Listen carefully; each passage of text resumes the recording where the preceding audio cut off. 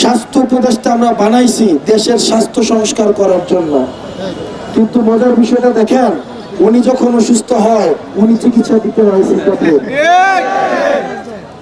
উনি চিকিৎসা, এর থেকে লজ্জার কি আছে?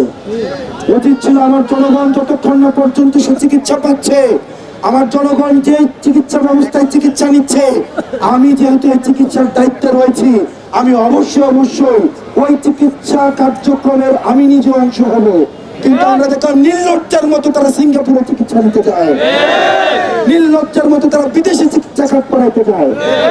তাদেরকে 1500 টাকা দিয়ে বাধ্য করেন। সরকারি চাকরিজীবী যারা যারা রয়েছে, ফার্স্ট ক্লাস চাকরি করে, যারা মন্ত্রী রয়েছে, তাদের জন্য নিয়ম করে দেন তারা বিদেশে চিকিৎসা নিতে চাইতে পারবে না, সরকারি হসপিটালে চিকিৎসা নিতে হবে। তাহলে যে 1500 টাকা আমরা যেটা দাবি করছি, তাহলে আমরা সেটাই মেনে নেব। আর যদি আপনি চিকিৎসা ব্যবস্থার উন্নতি করবেন না, নিজে যাবেন বিদেশে চিকিৎসা নিতে, নিজে যাবেন আমেরিকাতে রুটিন বডি চেক আপ করাইতে, নিজে যাবেন সিঙ্গাপুরে বডি চেক আপ করাইতে, আর আমাকে দিবেন 500 টাকা, এই রাষ্ট্রীয় মুনাফিকে আমরা মাইনে নিব না।